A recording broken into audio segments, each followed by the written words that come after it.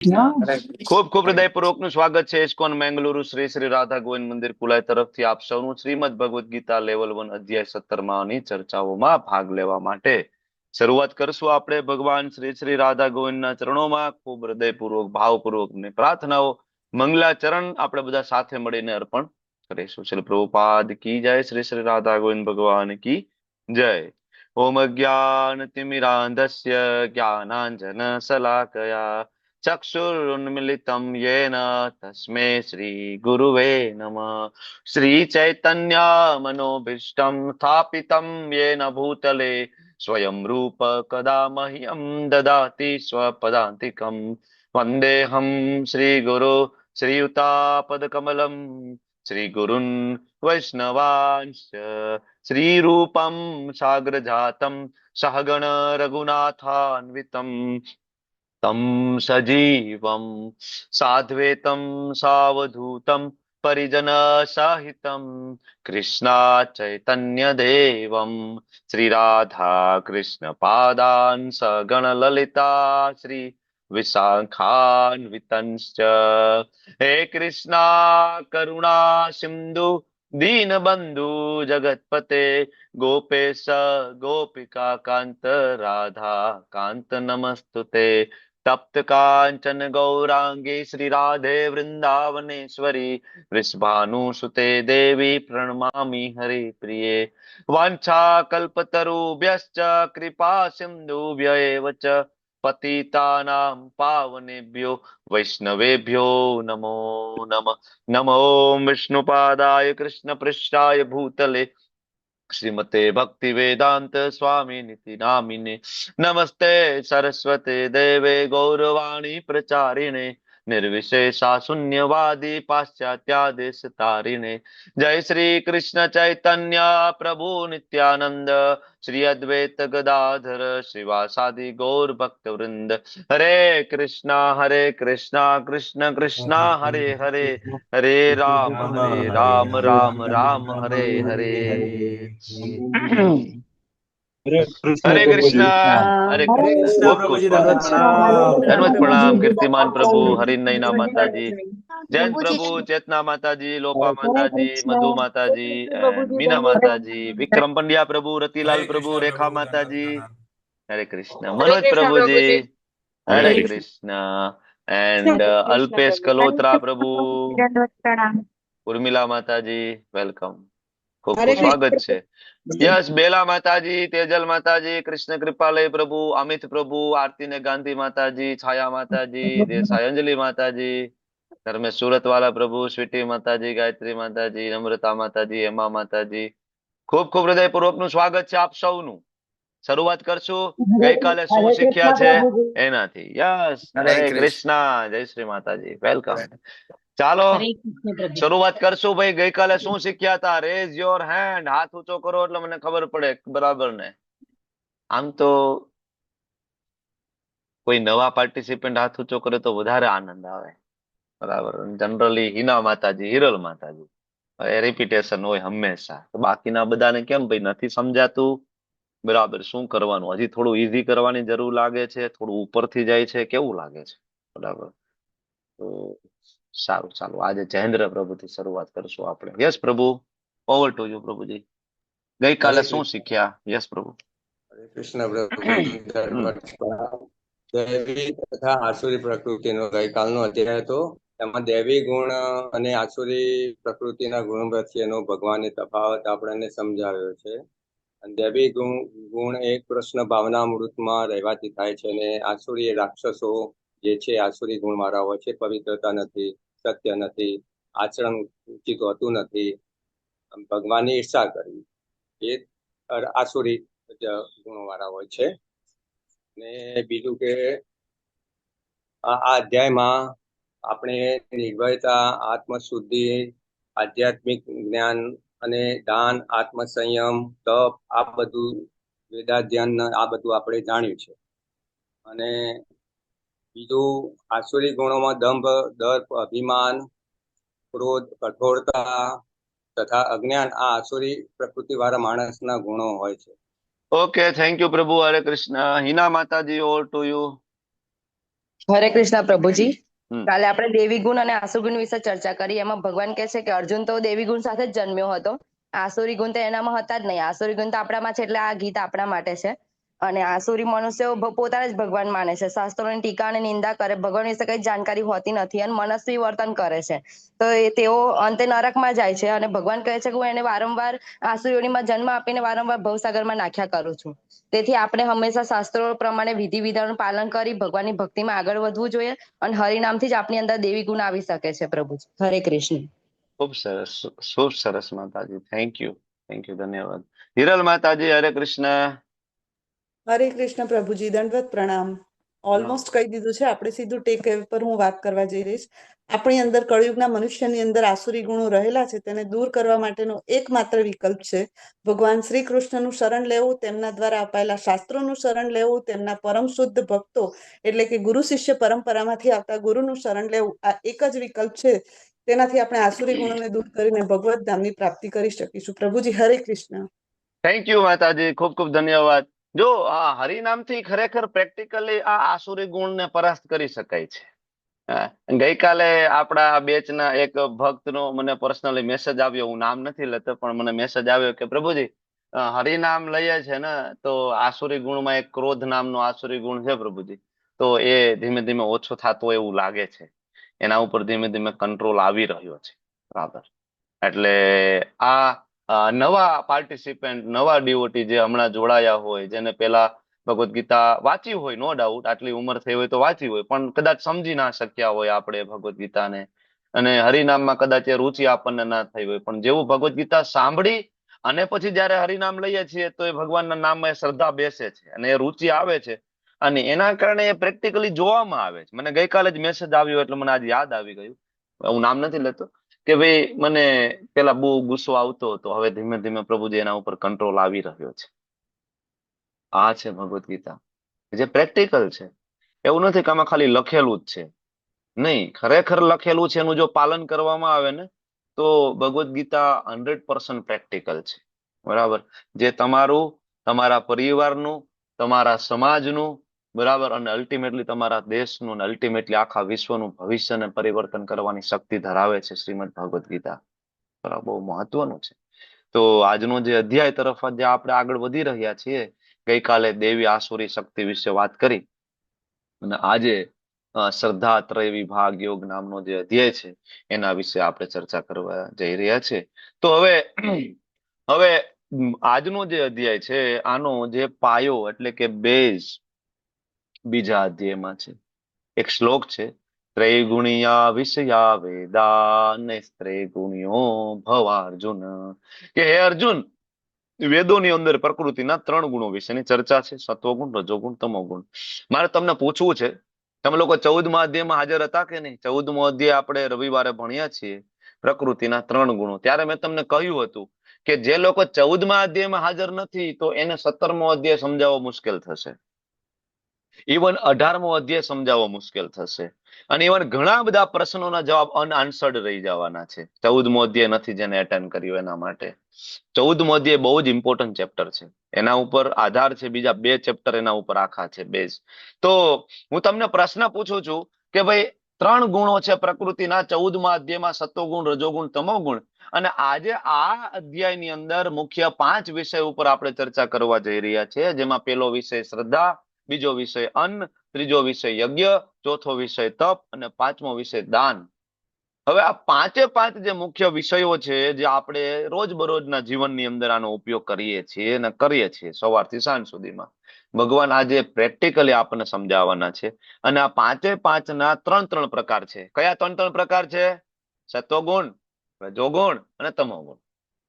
હવે પ્રશ્ન મારો ન્યા આવીને ઉભો રહે કે આ ત્રણેયમાંથી કયો ગુણ ઉત્તમ છે અને જીવનમાં પ્રેક્ટિકલી કયો ઉતારવાનો છે? કારણ કે બધાને 3ની જ ચર્ચા થશે. શ્રદ્ધા 3 પ્રકારની, અન્ન 3 પ્રકારનું, યજ્ઞ 3 પ્રકારના, તપ 3 પ્રકારનું, દાન 3 પ્રકારનું.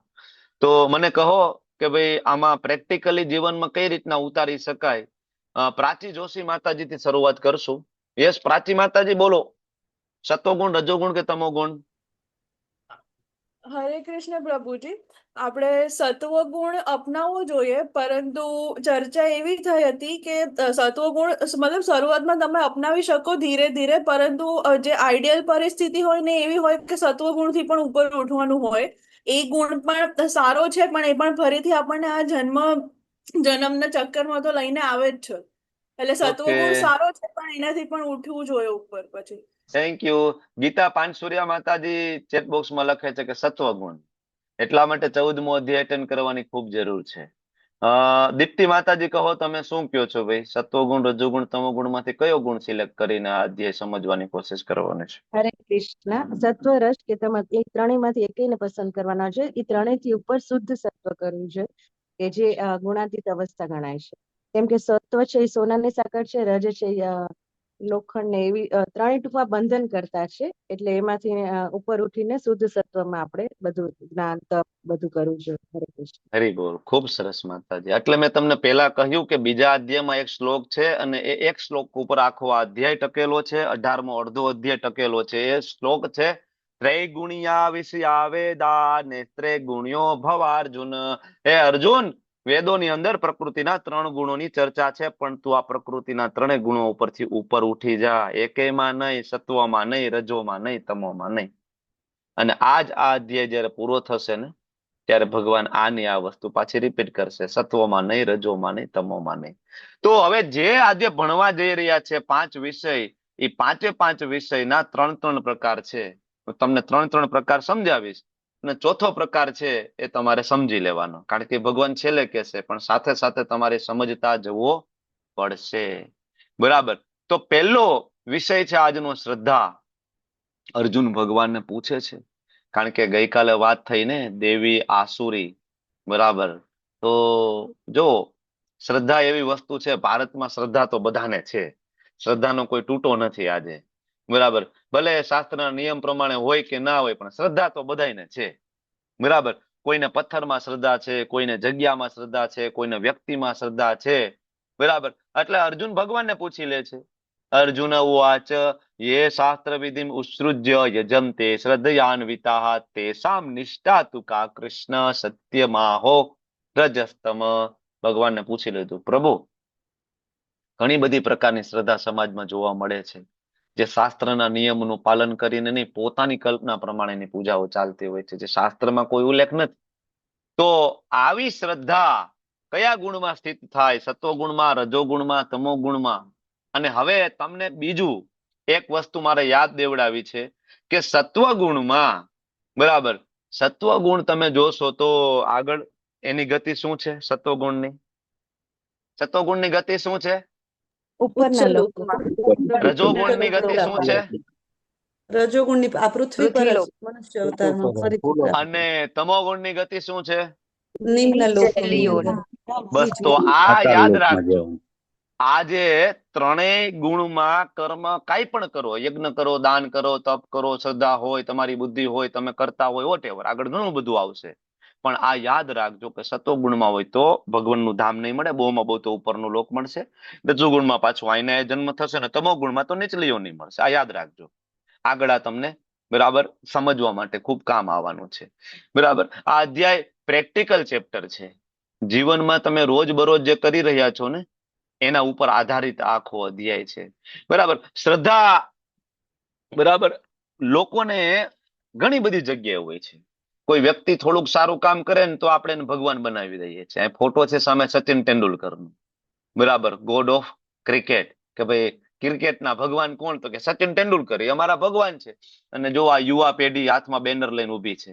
Something never change, cricket still our religion. Cricket અમારો ધર્મ છે. હવે એને ધર્મની વ્યાખ્યા જ ખબર નથી આજની યુવા પેઢીને.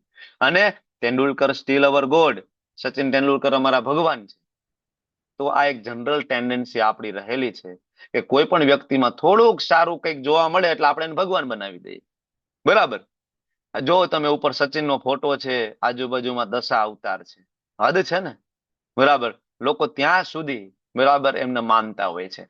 અહીંથી અટકતું નથી. લોકો અમિતાભ બચ્ચનને ભગવાન તરીકે માને છે, અને અમિતાભ બચ્ચનના મંદિર પણ છે મુંબઈમાં. બરાબર. અમિતાભ બચ્ચનની પર 40 ચોપાઈ પણ છે. અમિતાભ બચ્ચનના જૂતા મૂકેલા જો અહીં બોક્સમાં. કોઈ મુંબઈ જાઓ ને કદાચ દર્શન કરવા જવા હોય અમિતાભ બચ્ચનના મંદિરમાં તો છે મુંબઈની અંદર, બરાબર. જયલલિતાના સેંકડો મંદિર છે સાઉથની અંદર.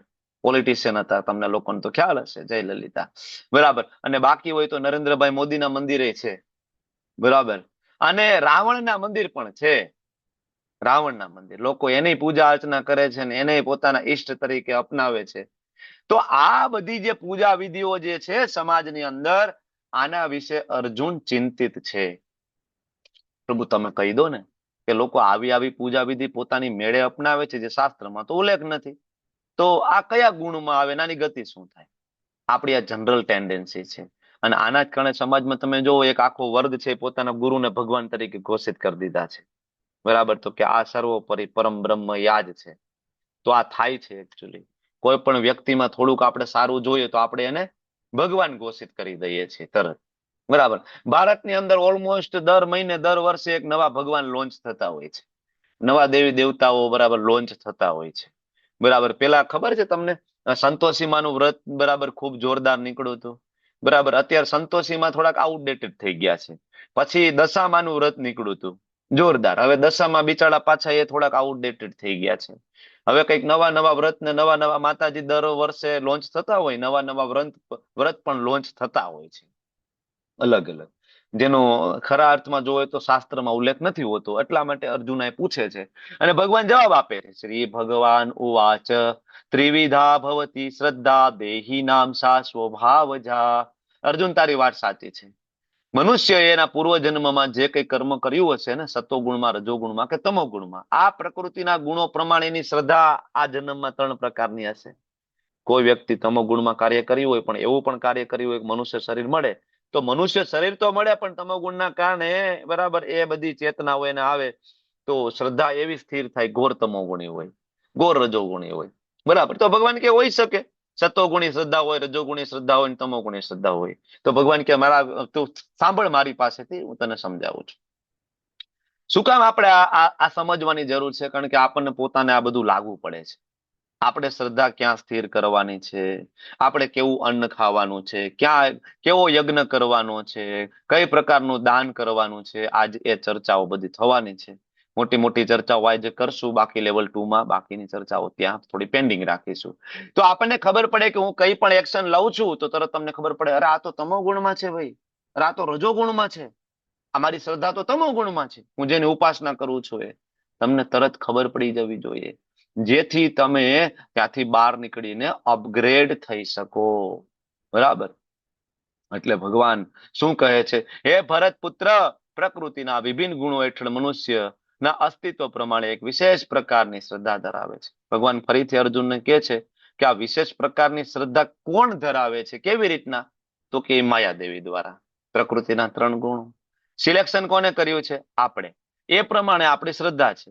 જીવે સ્વયં અર્જિત કરેલા ગુણો. ભગવાનનો આમાં કોઈ હાથ નથી. ભગવાન તો એક જ વસ્તુ કહે છે, મારી ભક્તિ કરો. કૃષ્ણ શું કહે છે ભગવદ્ ગીતામાં? મન મના ભવ મદ ભક્તો મધ્યાજી મામ નમસ્કરો. મારી ભક્તિ કરો, મારી પૂજા કરો. પણ છતાં જીવને આપેલી આંશિક સ્વતંત્રતાના કારણે જીવ એ ગુણોને અર્જિત કરે છે. કોઈ તમોગુણને અર્જિત કરે તો પછી એની ઉપાસના કરતા હોય છે, કોઈ રજોગુણને અર્જિત કરે તો એવી ઉપાસના, કોઈ સત્વગુણને બરાબર સિલેક્ટ કરે તો એવી ઉપાસના. તો ભગવાન કહે છે આવી શ્રદ્ધાઓ હોય છે, જેમાં ભગવાન હવે સત્વગુણી શ્રદ્ધા વિશે વાત કરે છે. ભગવાન કહે છે યજંતે સાત્વિકા દેવાન, કે ભાઈ સાત્વિક લોકો છે દેવી દેવતાઓની પૂજા કરે છે. પોતાની પૂજાની વાત નથી કરી, પોતાની પૂજા 9મા અધ્યાયના અંતે કહી દીધું, મન મન આપો મત ભક્તો, મારા ભક્ત મારી પૂજા કરે છે, મારો ભક્ત મને જાણે છે. પણ અહીંયા સત્વગુણી લોકો કોની પૂજા કરે? દેવી દેવતાઓની. રજોગુણી કોની પૂજા કરે? અસુરોની. અને તમોગુણી કોની પૂજા કરે? ભૂત પ્રેતની, બરાબર. તો એટલીસ્ટ ભગવાન કહે છે કાંઈ વાંધો નહીં, કોઈ દેવી દેવતાઓની પૂજા કરે તો પંચદેવની પૂજા વેદોની અંદર ઉલ્લેખ છે, તો એ કરતા કરતા પણ એ વ્યક્તિ ધીમે ધીમે પ્રોગ્રેસ કરી શકે, થોડો શુદ્ધ થતો જાય તો એને ખબર પડે. પંચદેવની પૂજા છે, સૂર્યનારાયણ ભગવાનની પૂજા છે, ગણેશજીની પૂજા છે, બરાબર, માતા દુર્ગાની પૂજા છે, શિવજીની પૂજા છે, ભગવાન વિષ્ણુની પૂજા છે. આને કહેવાય પંચદેવની પૂજા, જે વેદોમાં આપેલી છે. અને આની જ પ્રાણ પ્રતિષ્ઠા થાય. આના સિવાયની પ્રાણ પ્રતિષ્ઠા વિધિ વેદોમાં આપેલી પણ નથી. પ્રાણ પ્રતિષ્ઠા પણ આટલા પંચદેવની જ થઈ શકે. આના સિવાયની કોઈ પ્રાણ પ્રતિષ્ઠાનો ઉલ્લેખ ને કોઈ મંત્ર પણ વેદોની અંદર આપેલા નથી. તો એટલા માટે ધારો કે કોઈ સૂર્યનારાયણની પૂજા કરતો હોય તો ધીમે ધીમે અપગ્રેડ થાય અને સૂર્યનારાયણ ભગવાન એના ઉપર કૃપા કરે, ગણેશજીનો ભક્ત બને. ગણેશજીનો કોઈ ભક્ત હોય બરાબર, તો ગણેશજી કૃપા કરે અને એના મમ્મી કોણ, માતા દુર્ગાનો ભક્ત બને, આગળ જતા પાર્વતી. પાર્વતીજીનો કોઈ ભક્ત બને તો માતા પાર્વતી એના ઉપર કૃપા કરે અને એના પતિ કોણ, શિવજીનો ભક્ત બને, મહાદેવનો સારો ભક્ત બને. બરાબર. અને જ્યારે મહાદેવ કોઈ પણ કૃપા કરે ને તો એ વ્યક્તિ ભગવાન કૃષ્ણની ઉપાસના કરે. આ સ્ટેપ છે. અને આનું એક્ઝામ્પલ કોણ છે? નરસિંહ મહેતા. નરસિંહ મહેતા શિવજીના ઉપાસક હતા ને, પણ શિવજી એને શું આપ્યા? ભગવાન શ્રી કૃષ્ણ. તો આ એક કેવો પ્રગતિશીલ તબક્કો છે, ખોટું કઈ નથી. આપણે અહીંયા નિંદા ટીકા નથી કરતા. દેવી દેવતાઓની ઉપાસના કરતો હોય તો નિંદા નથી, એક પ્રગતિશીલ તબક્કો છે કે એ વ્યક્તિ એટલી સત્વગુણ સુધી પહોંચ્યો. બરાબર. તો સત્વગુણમાં દેવી દેવતાઓની પૂજા, રજોગુણની અંદર અસુરોની પૂજા. તમને એમ થાય કે ભાઈ અત્યારે અસુરોની પૂજા કોણ કરતા હોય છે? બરાબર. પણ આપણે ગઈકાલે વાત થઈ ગઈ, બરાબર, કે ભાઈ દેવી આસુરી ગુણો, મતલબ જેના અંદર આધ્યાત્મિકતાના નામે 0 શૂન્ય હોય અને જેમાં આસુરી ગુણો હોય, દેવી ગુણો ના હોય, અને આવા કોઈ વ્યક્તિને જ્યારે કોઈ પૂજા અર્ચના કરવામાં આવે તો એને કહેવાય આસુરી પૂજા. ઘણા બધા આવા ગુરુ પણ સમાજની અંદર પાખંડી ગુરુઓ છે, બરાબર. એના તમે ફોલોવર્સ બનો તો તમને એમ કે ઘરમાંથી માતાજીનો ફોટો કાઢી નાખો, બરાબર, ઠાકોરજીનો ફોટો કાઢી નાખો, કોઈ દેવી દેવતાનો ફોટો રાખવાની જરૂર નથી, બસ મારો ફોટો રાખો. પછી પોતાના આવી રીતના ફોટો બનાવ્યો હોય, આમાંથી આમ કે પ્રકાશ નીકળતો હોય, અહીંયા કે માથાની આજુબાજુમાં બરાબર જ્યોતિ બનાવેલું હોય, આવું તમે જોશો. બરાબર. તો આવા મૂર્ખ લોકો પણ છે કે આવા લોકોને આને આસુરી પૂજા એકચ્યુઅલી કીધી છે. મનુષ્ય પૂજા એ આસુરી પૂજા કીધી છે શાસ્ત્રોની અંદર ખાસ. બરાબર. એમાં ખાસ તો આસુરી ગુણ વાળા મનુષ્યોની પૂજા આસુરી પૂજા કીધી છે. બરાબર. અને આના સિવાય જો પૂજા એટલે ખાલી એવું નહીં કે સવાર સાંજ આપણે દીવાબત્તી કરી લઈ એને પૂજા કીધી છે શાસ્ત્રમાં. બરાબર. કોઈની તમે પૂજા મતલબ ભક્તિ કરો છો એનો મતલબ 24 કલાક તમે એના વિશે વિચારો છો. બરાબર. ધારો કે તમે ટીવીમાં જોવો છો સલમાન ખાન, શાહરૂખ ખાન, અને આખો દિવસ તમે બોલીવુડ ને હોલીવુડના વિચારોમાં રહો છો. પછી ભલે તમે સવારે તમારા મંદિરમાં માતાજી હોય કે ઠાકોરજી હોય એની પૂજા કરતા હોય, પણ આખો દી તમે શું કરો છો? કોનું ચિંતન કરો છો? ખરેખર પૂજા તમે એની કરો છો. કારણ કે જેની ભક્તિ કરતા હોય એનું ચિંતન થાય. મીરાબાઈ ભક્તિ કરતા હતા કોની? બરાબર, ને ગિરધર ગોપાલની. તો આખો દિવસ ચિંતન એને કોનું થતું હતું? ગિરધર ગોપાલનું ચિંતન થતું હતું. બરાબર. એટલે ભક્તિ એનો મતલબ એવું નથી કે સવારે 5 મિનિટ દીવાબત્તી કરી લઈએ આપણે મંદિરમાં ઉભા રહી ડીંગ ડીંગ ડીંગ ડીંગ પૂરું, પછી આખો દિવસ કોણ માતાજી કોણ ઠાકોરજી કઈ યાદ નથી. આખો દિવસ જે તમને યાદ આવે ને એના તમે ભક્ત છો. બરાબર.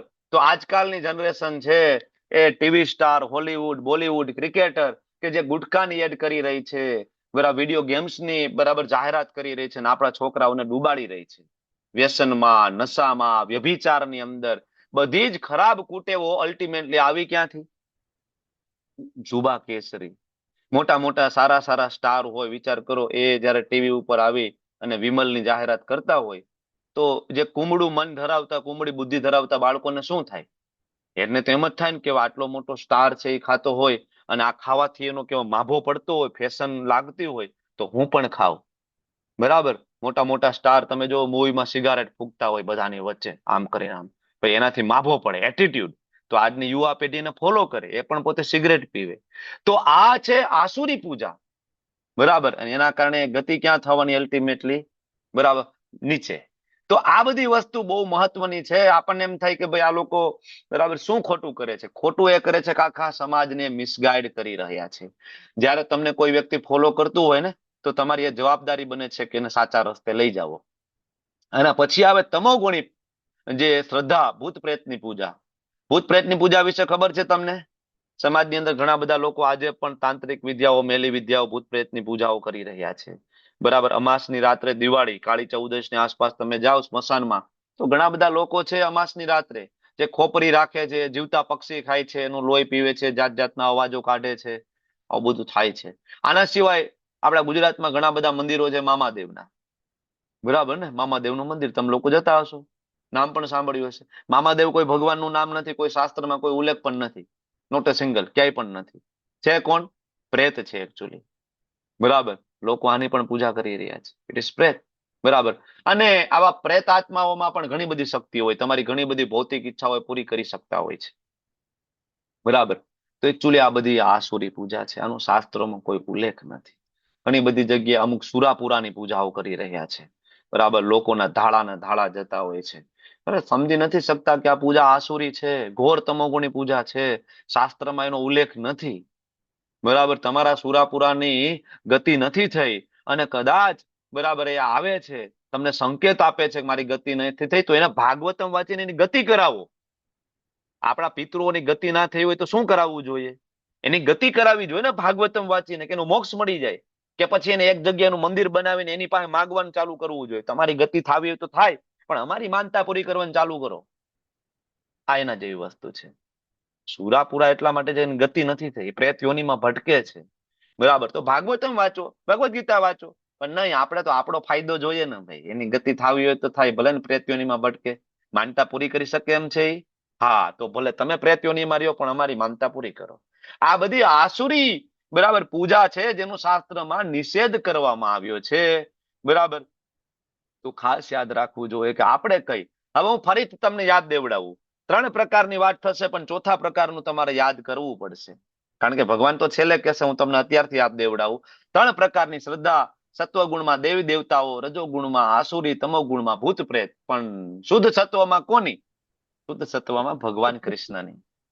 એનો ઉલ્લેખ ઇવન વેદોમાં પણ છે. વેદોના 3 ભાગ છે, જેમાં જ્ઞાન કાંડ છે, ઉપાસના કાંડ છે, બરાબર, અને કર્મકાંડ છે. જેની અંદર ઉપાસના કાંડ છે વેદોનો ભાગ, એમાં ભગવાન વિષ્ણુ અને ભગવાન કૃષ્ણની પૂજા અર્ચના વિશેનો ઉલ્લેખ વિસ્તૃત પ્રમાણે થયેલો છે, બરાબર. તો શુદ્ધ સત્વમાં કોઈ પૂજા કરવી હોય તો કોની પૂજા થાય? ઠાકોરજીની, કૃષ્ણની. એટલે આ શીખવું પડશે શાસ્ત્રમાંથી. આખી જિંદગી આપણી શ્રદ્ધા સત્વગુણમાં હશે ને આપણને એમ થાય કે આપણે, બરાબર, આપણી સારી ગતિ થશે, આપણે તો ધામમાં જતા રહીશું, મોક્ષ મળી જશે. નહીં મળે. કારણ કે 9મા અધ્યાયનો 25મો શ્લોક બરાબર વાંચો. શું કે છે? હું તમને રિવિઝન દેવડાવું છું. ભલે અત્યારે અધ્યાય 17મો ચાલે, પણ 9મા અધ્યાયમાંથી આ શ્લોક ઉપાડીને મૂક્યો. શું કામ?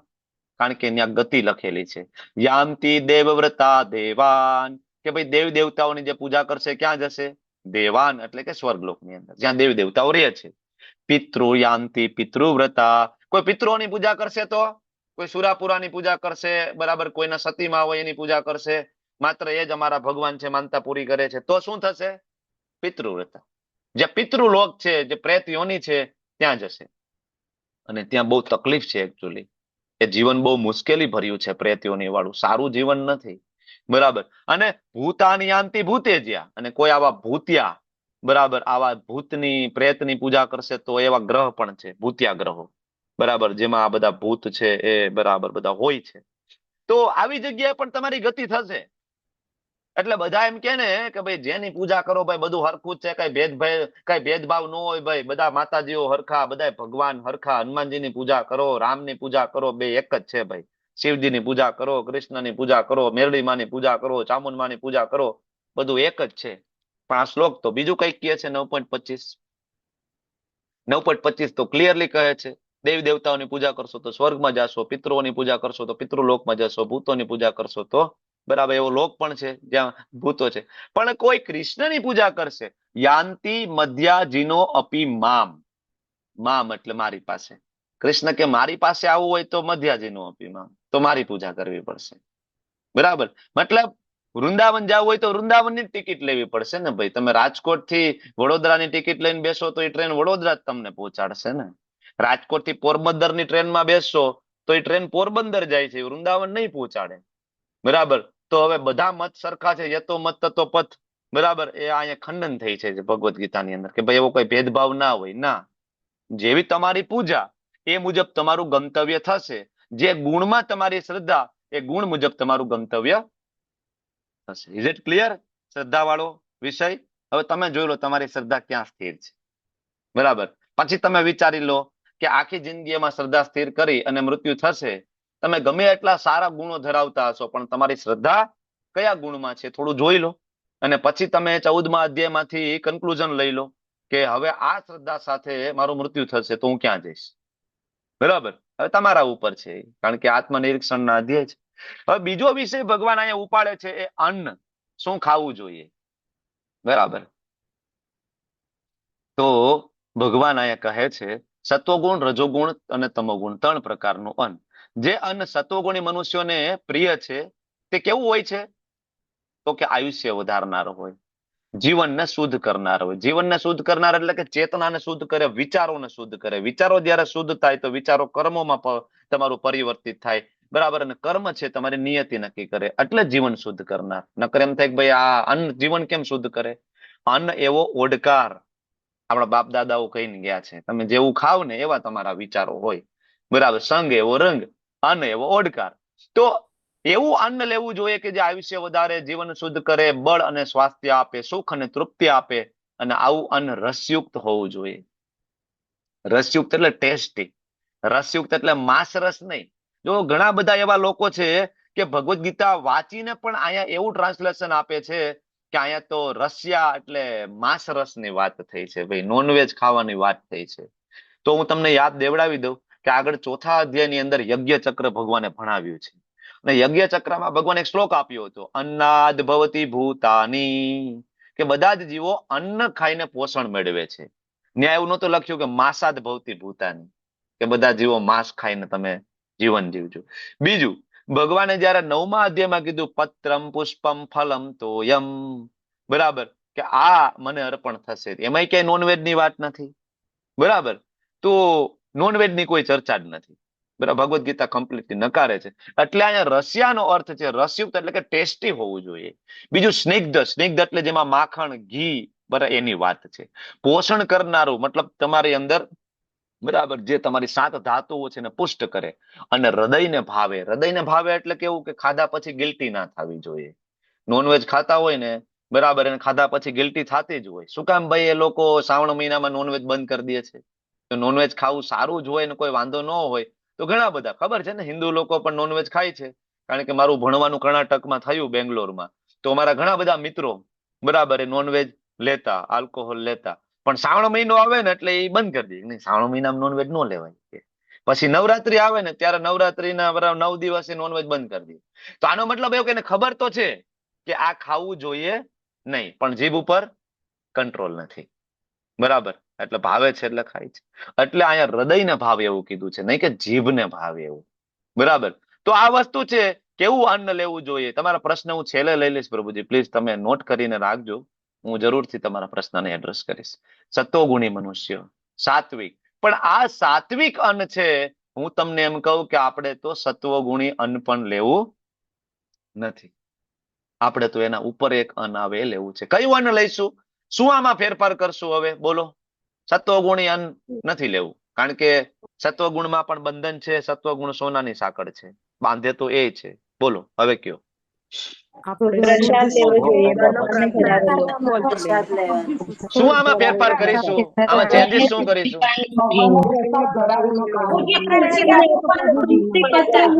અને ભગવાનને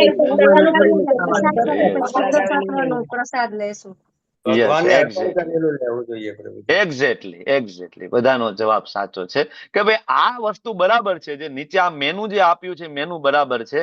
પણ આની અંદર જયારે તુલસી પત્ર મૂકવામાં આવે અને એ ઠાકોરજીને જયારે ભોગ લગાડવામાં આવે ને, ત્યારે ભગવાને 3જા અધ્યાયમાં કીધું હતું, યાદ આવે છે? યજ્ઞ શિષ્ટાસીન સંતો મુચ્યંતે સર્વ કિલ્બિષે, બરાબર. યજ્ઞ શિષ્ટાસીન સંતો, ભગવાનને અર્પણ કરેલું તુલસી પત્ર મૂકીને આચાર્યો જે પ્રમાણે નિયમો આપ્યા છે, નિયમો પાળી અને જ્યારે અન્ન ગ્રહણ કરવામાં આવે છે, એ અન્ન પ્રસાદ કહેવાય. અને આ અન્ન છે એ શુદ્ધ સત્વમાં છે, ગુણાતીત અવસ્થામાં છે. અને આનાથી જીવન પરિવર્તન થાય છે. એનું એક્ઝામ્પલ ઇસ્કોન સંસ્થા પોતે છે. પ્રભુપાદ અમેરિકા ગયા અને પ્રભુપાદ ત્યાં ભાગવતમ ભગવદ્ ગીતા લઈને ગયા, પણ સૌથી ઇમ્પોર્ટન્ટ છે પ્રભુપાદ ત્યાં પ્રસાદ લઈને ગયા, બરાબર. એ બધા અમેરિકન ફોરેનર્સ ને શું ખબર પડે ભગવદ્ ગીતા ભાગવતમ ની અંદર? બાપ દાદામાં 7 પેઢીમાં કોઈ કૃષ્ણનું નામ નહોતું સાંભળ્યું, બરાબર. પણ પ્રભુપાદ ભાગવતમનો ક્લાસ, ભગવદ્ ગીતાનો ક્લાસ ચાલુ કરતા પહેલા એનો જે કહેવાય કે એનો જે પ્રવચન ખંડ હતો, એની શરૂઆતમાં એક બાઉલની અંદર પોતાના હાથે બનાવેલા મીઠા મીઠા ગુલાબ જાંબુ મૂકતા ત્યાં, બરાબર. તો ઓલા ફોરેનર્સ જે યુવાનો આવતા, એ આવી એ ગુલાબ જાંબુ લે, મોઢામાં મૂકે. એને તો કોઈ દેવું ચાખ્યું જ નહોતું ને, અને એ ભગવાનના શુદ્ધ ભક્ત દ્વારા બનાવેલું, ભગવાનને ઓફર થયેલું. મોઢામાં ગુલાબ જાંબુ મૂકે, કે આ તો કઈક અલગ જ વસ્તુ છે. વળી આગળ જઈને બેસે, પ્રભુપાદને સાંભળે, બરાબર. એ તો બધા ક્રિશ્ચન, બરાબર. અને પ્રભુપાદ તો ત્યાં બેઠા બેઠા કે ભાઈ જીસસ ક્રાઇસ્ટના પિતાજીનું નામ કૃષ્ણ છે. પ્રભુપાદ તો ત્યાં બેઠા બેઠા કે. હવે ઘણા બધા એમ કે પ્રભુપાદ અમે તમારી વાતો સાથે સહમત નથી. વળી એમ કરીને ઉભા થઈ જાય ને વળી દરવાજા આગળ જાય, પછી જો ઓલું બાઉલ પડ્યું છે વળી એક ગુલાબ જાંબુ ઉપાડે ને મોઢામાં મૂકે. પછી યાદ આવે સાલું આ અહીંથી ગયા પછી આ ગુલાબ જાંબુ ખવડાવશે કોણ? હવે આપણને જ બનાવતા આવડતું નથી ને આવું અહીં કે અમેરિકામાં મળતું પણ નથી. આ વસ્તુ શું છે? વળી પાછા બેસી જાય આગળ. આમ કરતા કરતા કરતા એ લોકોએ ભાગવતમ સાંભળ્યું, ભગવદ્ ગીતા સાંભળીને આજે આખી મુવમેન્ટ આવડી મોટી ઉભી છે તમારી સામે. માત્ર ને માત્ર પ્રસાદનો પ્રભાવ છે. ગુલાબ જાંબુ એટલે એને ઇસ્કોન બુલેટ તરીકે ઓળખવામાં આવે છે. સામાન્ય નથી. તમને એવું લાગે ઘરે ઠાકોરજીને એક પાણીનો ગ્લાસમાં તુલસી પત્ર મૂકી દઈએ અને પાણી પીવાથી શું થતું હશે? એ શું થતું હશે કરીને જોવો તો ખબર પડશે કે શું થશે. એકાદ વાર 6 મહિના ટ્રાય કરી જુઓ. ઘરમાં સાત્વિક ભોજન બનાવો, ભગવાન માટે બનાવો છે, ભાવનાથી બનાવો અને ભોગ લગાડીને જમવાની કોશિશ કરો. કારણ કે આપણે જે વસ્તુ ખાઈએ છીએ ને એના 3 ભાગ બને છે. મોટો ભાગ તો એમાંથી મળ બને છે, બરાબર. થોડો ભાગ એમાંથી આપણી ધાતુઓ, જે સપ્ત ધાતુ, બરાબર, એના શોષણ થાય છે. અને એક એમાંથી એવો સૂક્ષ્મ ભાગ છે જેમાંથી તમારી ચેતના બને છે, તમારી કોન્શિયસનેસ બને છે. અને એ બહુ મહત્વની વસ્તુ છે. એટલે આપણા બાપ દાદાઓ કહેતા કે અન્ન એવો ઓડકાર જ્યાં ત્યાં ના ખવાય, ગમે ત્યાં ના ખવાય. આપણા બાપ દાદા બહુ હોશિયાર હતા. આપણા બાપ દાદાઓ યાત્રામાં જતા ને તો સાથે પ્રાઇમસ લઈને જતા, થોડા બટેટા, થોડો ઘઉંનો લોટ, એ બધું લઈને જતા. ખીચડી મેં તો જોયું છે અમારા દાદાને, એટલે હું કહું છું. અમારા દાદા ને બા જગન્નાથપુરીમાં એમાં યાત્રા કરવા ગયા હતા. મને યાદ છે, હું બહુ નાનો હતો, પણ બા ને બધું લઈ ગયા હતા. માથે પોટલા ઉપાડીને જાય, બરાબર. પછી શાકભાજી ને તો જે તે જગ્યાએ મળી રહે, બરાબર, પણ વાસણ, ચૂલો, બરાબર, પ્રાઇમસ કેરોસીન વાળો લઈને જાય. કોઈના હાથનું ના જમે, જાતે બનાવે, જાતે ખાય. કારણ કે એને ખબર હતી જેના હાથનું જમશો, જેવા વિચારો સાથે વ્યક્તિ અન્ન બનાવ્યું છે, બધા વિચારો તમારામાં ટ્રાન્સફર થશે. હવે આ વસ્તુ તમને તો ત્યારે જ ખબર પડશે ને કે જ્યારે તમારી પોતાની ચેતના શુદ્ધ હોય, બરાબર. આ જે મેં વસ્ત્ર પહેરેલું છે, કુર્તો, એ ચોખ્ખો કુર્તો હોય તો આના ઉપર કોઈ ગંદકી ફેંકે તો મને ખબર પડશે કે મારો કુર્તો ગંદો થઈ ગયો છે. પણ ઓલરેડી મેં કુર્તો પહેરેલો છે, બરાબર, એમાં 1000 ડાઘ હોય અને પછી એના ઉપર કોઈ ગંદકી ફેંકે તો મને કઈ ખ્યાલ નહીં આવે કે આમાં ક્યાં ગંદો થયો કે ના થયો. તો પેલા આપણે આપણું ચિત્તને શુદ્ધ કરીશું ને તો તમે આ હું જે કહું છું એ વસ્તુ સમજી શકશો. તમે રોજ બ્રહ્મ મુહૂર્તમાં ઉઠશો, સાધના કરશો, માળા કરશો, એટેન્ટિવલી, સરસ રીતના હરે કૃષ્ણ કૃષ્ણ કૃષ્ણ હરે હરે, હરે રામ રામ રામ હરે હરે. એક શબ્દ બોલો, એક શબ્દ સાંભળો, એક શબ્દ બોલો, એક શબ્દ સાંભળો. શરૂઆતમાં માળા કરતા 10 મિનિટ જેવો સમય લાગે. ઉતાવળ નહીં કરવાની. શરૂઆતમાં 10 મિનિટ, કોઈને 12 મિનિટ જેવો સમય લાગે છે, બરાબર. એમ કરતા કરતા 7.5 મિનિટ જેવો સમય લાગે છેલ્લે, બરાબર. અને બહુ પ્રેક્ટિસ હોય તો 7 મિનિટ, 7 મિનિટથી ઓછો સમય ના લાગે. 2 કલાક સુધી જયારે માળા કરીએ ત્યારે 16 માળા થાય છે, બરાબર. ઘણા બધા પ્રશ્ન કરતા હોય, પ્રભુજી, બરાબર, હું તો 5 વર્ષથી માળા કરું છું પણ મારામાં પરિવર્તન નથી થતું. શું કામ? માળા કેવી રીતના થતી હોય? હરે કૃષ્ણ હરે કૃષ્ણ કૃષ્ણ હરે કૃષ્ણ હરે કૃષ્ણ કૃષ્ણ હરે કૃષ્ણ હરે કૃષ્ણ. ક્યાં જવું છે ભાગીને? 1 કલાકમાં માળા પૂરી, 16 માળા પ્રભુજી પૂરી. થાય જ નહીં. ગમે એમ કરો તો ના થાય, 1.5 કલાકમાં પણ ના થાય, બરાબર. તો આ મહત્વની વસ્તુ છે કે જ્યારે તમે એટેન્ટિવલી જ્યારે ચેન્ટિંગ કરો છો ત્યારે તમારું ચિત્ત છે શુદ્ધ થાય છે. અને પછી તમે જોવો કે હોટલમાં જમીને બીજા દિવસે સાધનામાં શું ફરક પડે છે. પછી ખબર પડશે તમને. રોજ પ્રસાદ ખાતા હોય, રોજ પ્રસાદ ખાતા હોય, રોજ ચેન્ટિંગ, રોજ જપા, રોજ બ્રહ્મ મુહૂર્તમાં ઉઠવાનું, અને પછી એવી પરિસ્થિતિ ક્યારેક આવી અને હોટલમાં એવા લોકોના હાથનું જમવાનું થયું જે ભક્ત નથી, પછી તમને બીજા દિવસેનો પ્રભાવ તમારા ઉપર ખબર પડશે કે સાલું આજ માળામાં મન નથી લાગતું.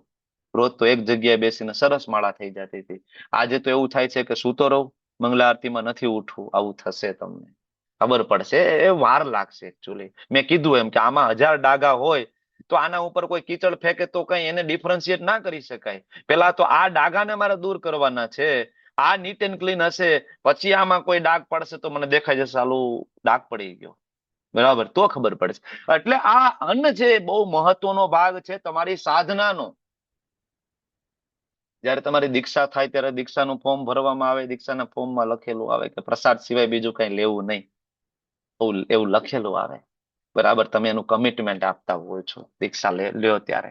કારણ કે અન્ન છે બહુ મહત્વની વસ્તુ છે. ભગવાનને ભોગ લગાડવાની વાત છે, ભગવાનનો પ્રસાદ સ્વરૂપે લેવાની વાત છે. હવે જ્યારે ભોગ લગાડવાની વાત છે તો થોડું એના વિશે વાત કરી લઈએ કે ભોગ બનાવવામાં ખૂબ સભાનતા હોવી જોઈએ કે મારે મારા ઠાકોરજી માટે રસોઈ બનાવવાની છે, નહીં કે મારા માટે, નહીં કે મારા પરિવાર માટે. પેલા તો આ કોન્શિયસનેસ હોવી જોઈએ. અને જો આ રીતના તમે સભાન હશો ને તો બેસ્ટમાં બેસ્ટ ફ્રૂટ તમારા ઘરમાં આવશે, બેસ્ટમાં બેસ્ટ વેજીટેબલ તમે શોધીને લાવશો. કારણ કે ખબર પડી ગઈ ને કોના માટે છે? કૃષ્ણ માટે.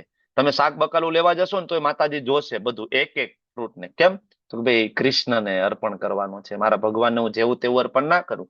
બરાબર, હું તમને ફરીથી યાદ દેવડાવું, તમારા ઘરમાં માતાજીના નિવેદ થાય છે ને, નૈવેદ્ય. નૈવેદ્યમાં કેટલું ધ્યાન રાખો છો?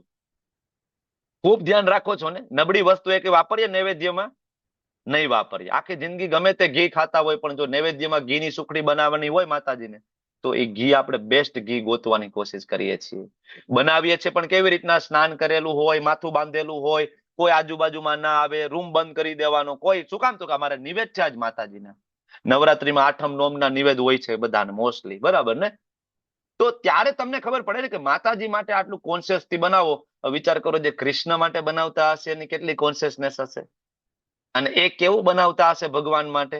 બરાબર, તો એટલા માટે સભાનતા સાથે અને પ્રેમ સાથે ભગવાનને ઓફર કરવાનું છે, સારા મૂડમાં ઓફર કરવાનો છે. જો એવું ના સમજો કે ભગવાનને ભોગ લગાડી દીધો, ભગવાન એમાંથી પાપ લઈ લીધું અને બસ આ ફિલ્ટર થઈ ગયું, ભાઈ આપણે બીજું કઈ કામ નથી. તો ભગવાન કોઈ ફિલ્ટરનું મશીન નથી કે તમે પ્લેટ બનાવીને મૂકી દીધી, ડીંગ ડીંગ ડીંગ ડીંગ ડીંગ, પડદો બંધ, બરાબર, બીજું કામ કરવા માંડો. હવે યાદ નથી ભગવાનને ભોગ લગાડ્યો છે. વળી 15-20 મિનિટ પછી યાદ આવ્યું એટલે ભોગ લગાડ્યો છે, વળી પાછા ડીંગ ડીંગ ડીંગ ડીંગ દરવાજો ખોલીને હા લઈ લીધું. નહીં, એના તમારા શાક રોટલાની ખરેખર ઠાકોરજીની જરૂર નથી. તમે યાદ રાખજો. આપણા અહીંના બરાબર ને કે ડાલડા ઘી, બરાબર, આપણું હળી ગયેલું તેલ જેમાં કેટલું હજારો પ્રકારના કેમિકલ નાખીને છૂટું પાડેલું એ તેલ, અને આપણો એક ઘઉંનો લોટ, બરાબર, જેમાં હજારો પ્રકારની પેસ્ટિસાઇડ નાખીને ઘઉં ઉગાડેલા છે. બરાબર, આવી હળી ગયેલી વસ્તુ ઠાકોરજીની જરૂર નથી. તમે યાદ રાખજો. કારણ કે સહસ્ત્ર સત લક્ષ્મીઓની સેવા કરી રહી છે ગોલોક વૃંદાવન ધામની અંદર.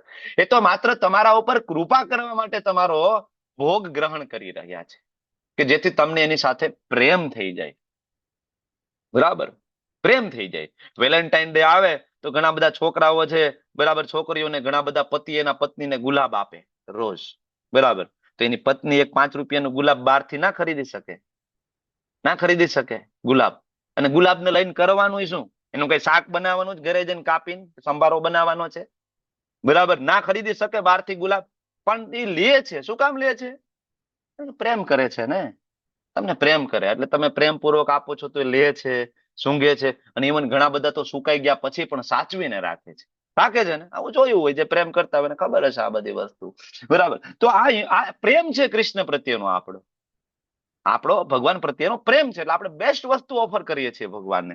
અને જ્યારે આ કરશો ને ત્યારે તમને પ્રસાદનું સન્માન ખબર પડશે, અને ત્યારે પ્રસાદ લેવાના પરિણામો થી તમે વાકેફ થશો કે શું રિઝલ્ટ મળશે આ પ્રસાદ ખાવાથી.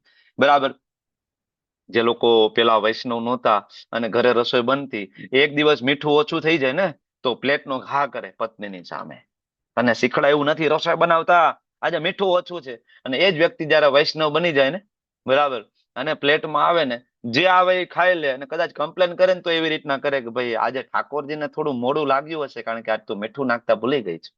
કાલે યાદ રાખજે ઠાકોરજીને એક નાની વાટકીમાં થોડું મીઠું પણ આપજે બાજુમાં.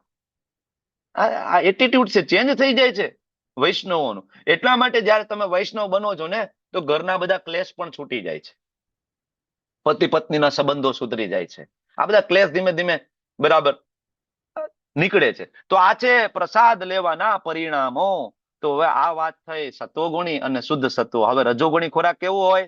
અતિશય કડવું, ખાટું, ખારું, ગરમ, તીખું, લુખું, બળતરા કરે. આપણને તો આવું જ ભાવે છે.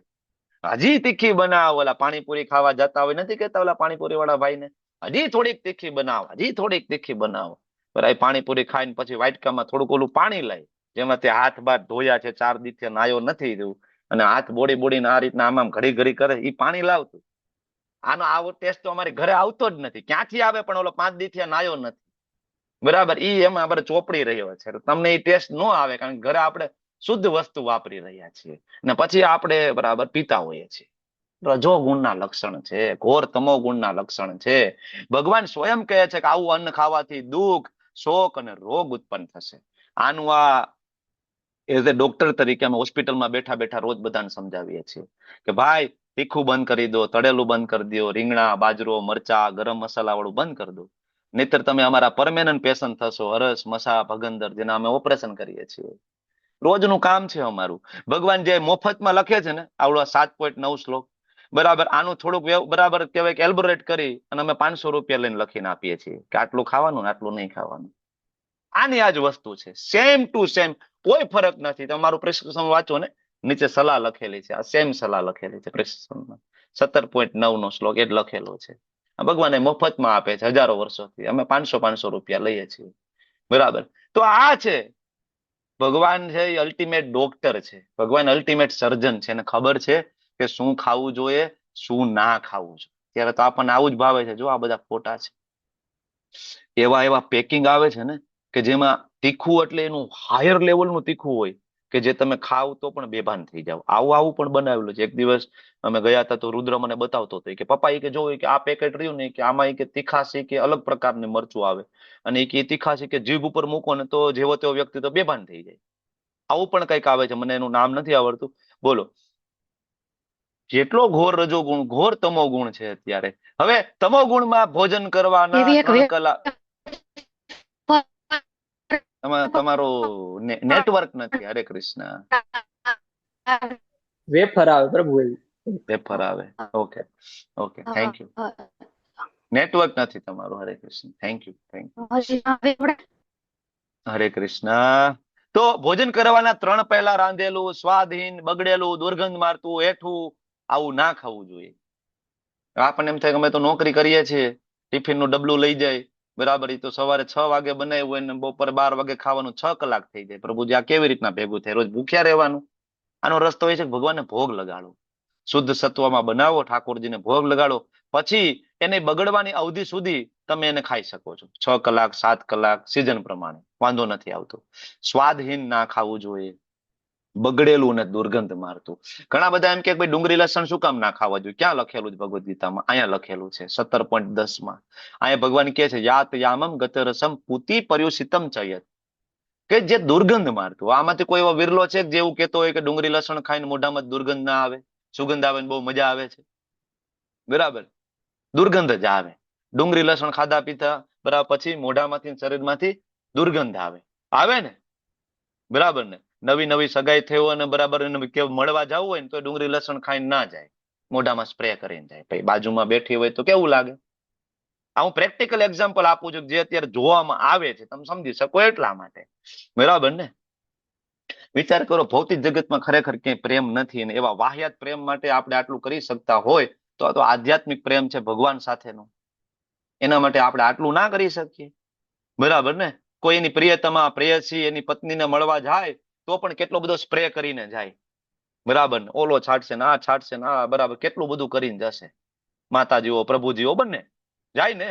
વાય સુગંધી લાગવા જોઈએ ભાઈ. જેને મળવા જઈએ છીએ એને આપણે ગમવા જોઈએ. અચ્છા, તો કૃષ્ણને મળવા જવું છે તેને ગમવા ના જોઈએ આપણે? તો આટલું ના કરી શકીએ?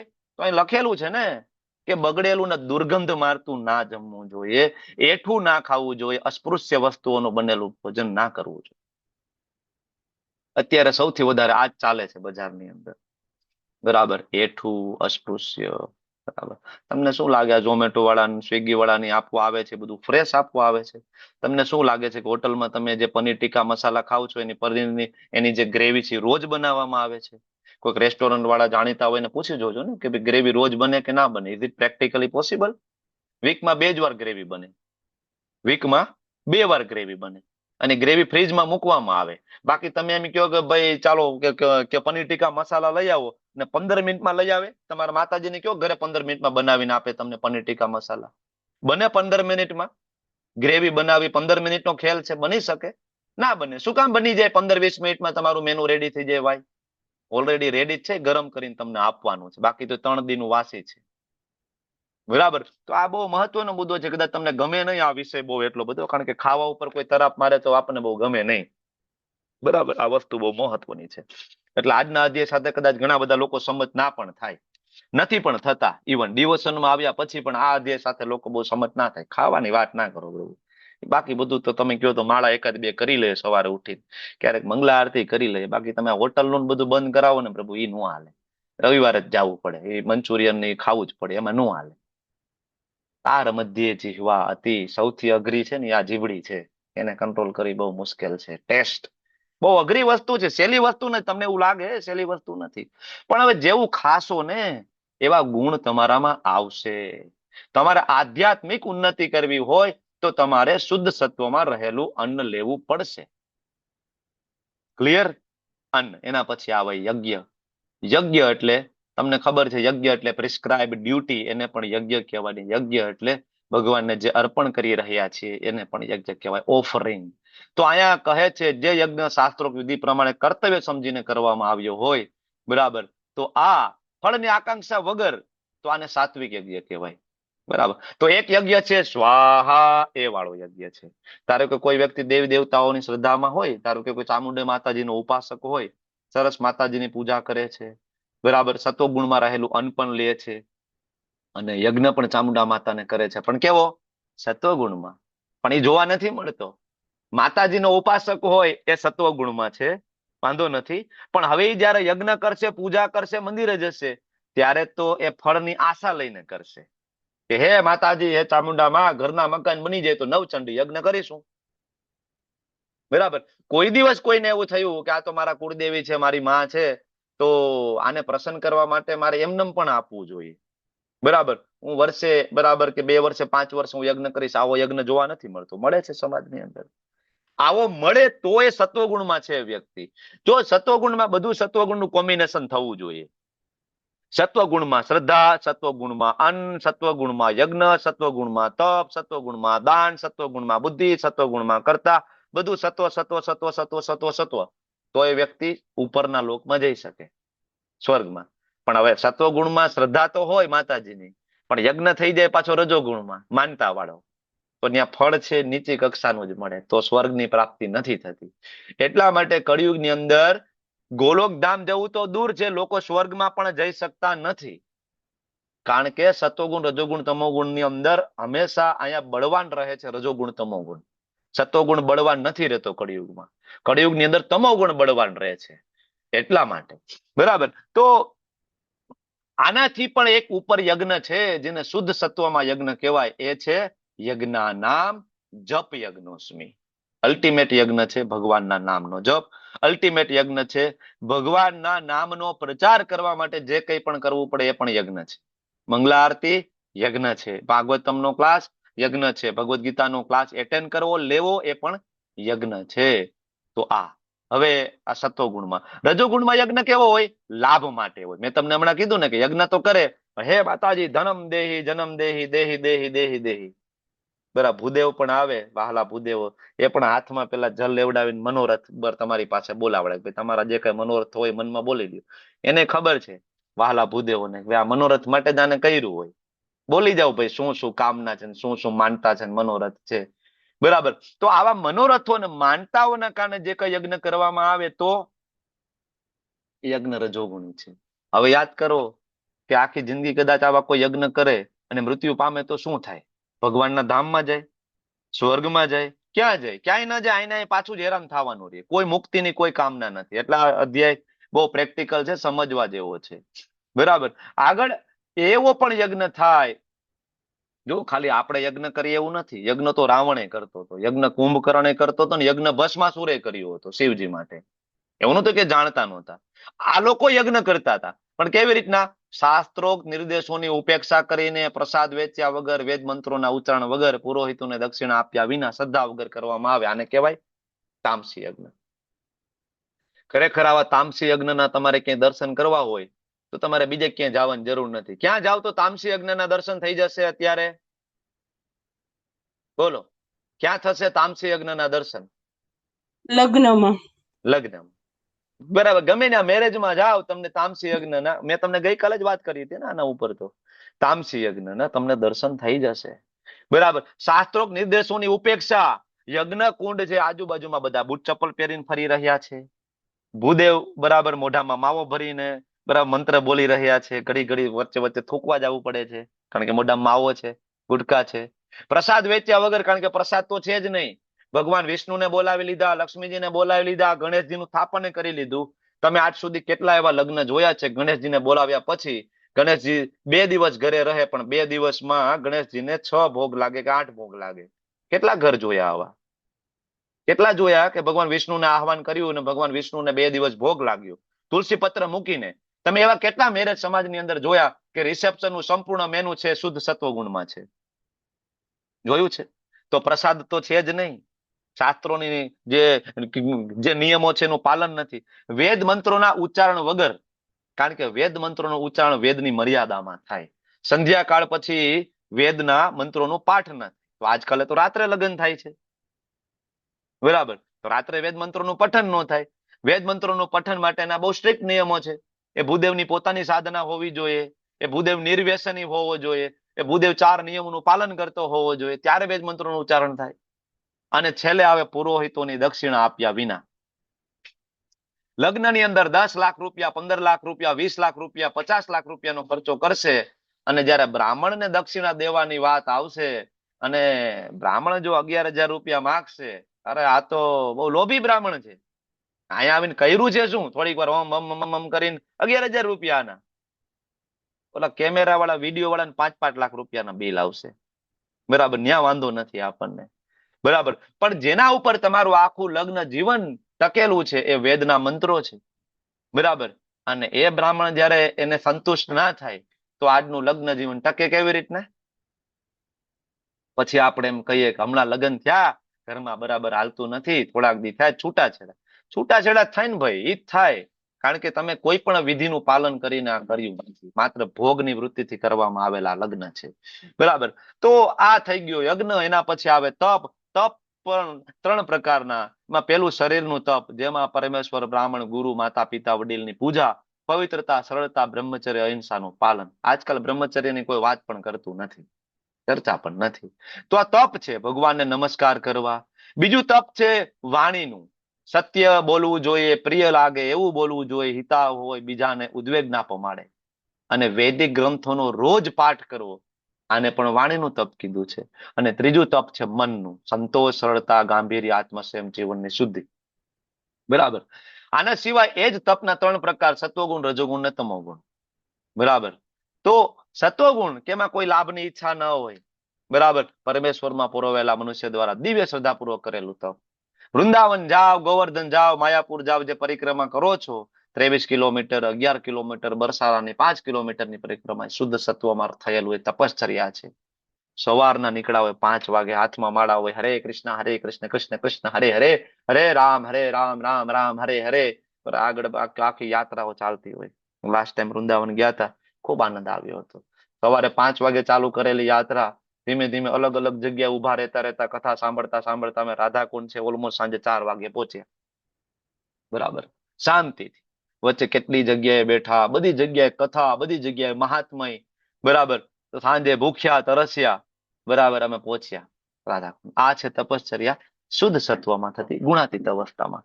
જે તપ દંભપૂર્વક કરવામાં આવે, સત્કાર, સન્માન, પૂજાની ભાવનાથી કરવામાં આવે ને, આ તપ રજોગુણી છે. ઘણા બધા દેખાડો કરવા માટે તપ કરતા હોય. ભગવાન કે એનું કોઈ ફળ નથી, ચંચળ છે, અશાશ્વત છે. અને અમુક તપ તો મૂર્ખામીને અવસ્થાને આત્મ ઉત્પીડન, બીજાનો વિનાશ કરવા માટે, હાનિ પહોંચાડવા માટે. અસુરો તપ કરતા ભાઈ.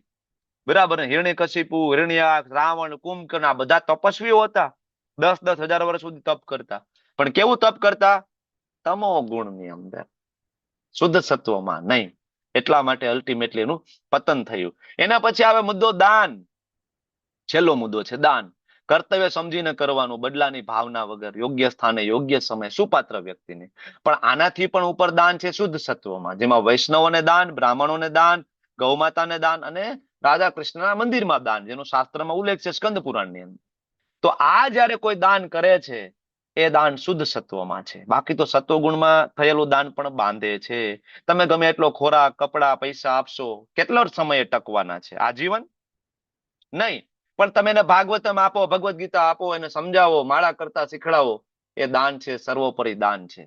બરાબર? એટલે આ સુપ્રીમ દાન છે ભગવદ્ ગીતાનું વિતરણ કરવું. હવે એક દાન એવું પણ છે રજોગુણમાં, અમુક બદલાની અપેક્ષાથી, કર્મફળની ઈચ્છાથી ના મરજીપૂર્વક અપાય તો આ રજોગુણી દાન છે. કોરોનામાં આપણે જોયું ને, ₹1.5 માસ્ક આપે અને પાછો સેલ્ફી લઈને બરાબર ને કે ફોટો મૂક્યો હોય ઇન્સ્ટાગ્રામમાં ને બધે કે અમે કે આજે 500 માસ્કનું દાન કર્યું. હવે 500 ₹750 દાન હોય, 500 જણાને અમે માસ્કનું વિતરણ કર્યું આજે, બરાબર. એમાં કે 1000 ની જાહેરાત કરી હોય ₹500 દાનમાં. રજોગુણી દાન છે. કોઈ અલ્ટિમેટલી રિઝલ્ટ નથી મળતું. અને ગમે તેવી જગ્યાએ દાન નહીં કરવાનું. અપવિત્ર જગ્યાએ, અનુચિત સમયે, કુપાત્ર માણસને. લોકો તો કતલખાના ચલાવવા માટે પણ દાન આપે છે, લોકો દારૂ પીવા માટે પણ દાન આપે છે, અને આતંકવાદી સંગઠનો એમને નથી હાલતા, એમાં પણ લોકો એવું સમજીને દાન આપે છે કે અમારા ધર્મનું છે. તો આ બધું ઘોર તમોગુણી દાન છે, અને આનાથી ગતિ છે અલ્ટિમેટલી એ જ થશે. હવે આ બધી ચર્ચાઓ કર્યા પછી કૃષ્ણ કહે છે સર્જનની શરૂઆતથી ઓમ તત્સત, ઓમ એટલે સર્વવ્યાપક, કૃષ્ણ તત એટલે છાંદોગ્ય ઉપનિષદ તત્વમસી તેમના માટે, સત એટલે કે જે શાશ્વત છે, એ જે સર્વવ્યાપક છે, જે શાશ્વત છે, બધું તેમના માટે. તો કોણ છે સર્વવ્યાપક? કૃષ્ણ. કોણ છે શાશ્વત? કૃષ્ણ. તો બધું તેમના માટે થવું જોઈએ, સત્વગુણમાં નહીં, રજોગુણમાં નહીં, તમોગુણમાં નહીં. એટલે અહીંયા છેલ્લે ઓમ તત્સત વાળો ભગવાને શ્લોક મૂક્યો, અને ભગવાને કીધું કે આ જે 3 પ્રતિકાત્મક જે અભિવ્યક્તિઓ છે બ્રાહ્મણો દ્વારા વૈદિક મંત્રોનું ઉચ્ચારણ કરતી વખતે, બ્રહ્મને સંતોષ કરતી વખતે પ્રયોજવામાં આવે. એટલે આ બધા ભૂદેવોને ખબર હશે, જે યજ્ઞ કરે, યજ્ઞ પૂર્ણાહુતિ થાય ને ત્યારે એ બોલે ઓમ તત્સત, કે ભાઈ અમે જે કઈ કર્યું છે એ અલ્ટિમેટલી ભગવાન કૃષ્ણને સમર્પિત કરી રહ્યા છીએ, બરાબર. જે કઈ પણ કરવામાં આવે ભગવાન માટે. બાકી શ્રદ્ધા વગર કઈ પણ કરો, યજ્ઞ, દાન, તપ, ક્ષણભંગુર છે. અને આ અસત છે, આ જન્મમાં અને આગામી જન્મમાં બેમાં વ્યર્થ જાય છે. એટલે અહીંયા જે છેલ્લો શ્લોક આવ્યો ઓમ તત્સત, એ શ્લોક આગળ પણ આવી ગયો. કયો? યજ્ઞ અર્થાત કર્મણો અન્યત્ર લોકોયમ કર્મ બંધન, કે વિષ્ણુની પ્રસન્નતા માટે, કૃષ્ણની પ્રસન્નતા માટે કરવામાં આવેલું કર્મ માત્ર તમને મુક્તિ આપી શકે. આના સિવાયના કોઈ પણ કર્મ, તમારું યજ્ઞ, તમારું તપ, તમારું દાન, તમારી શ્રદ્ધા, એ તમને બાંધે છે. સત્વગુણ, રજોગુણ, તમોગુણમાં ત્રણેયમાં બાંધે છે. તો આજનો અધ્યાય છે બહુ પ્રેક્ટિકલ છે. તમારે કઈ પ્રશ્ન હોય તો જરૂરથી પૂછજો, બરાબર. વાંછા કલ્પતરુભ્યશ્ચ કૃપા સિંધુભ્યેવ ચ પતિતાનાં પાવનેભ્યો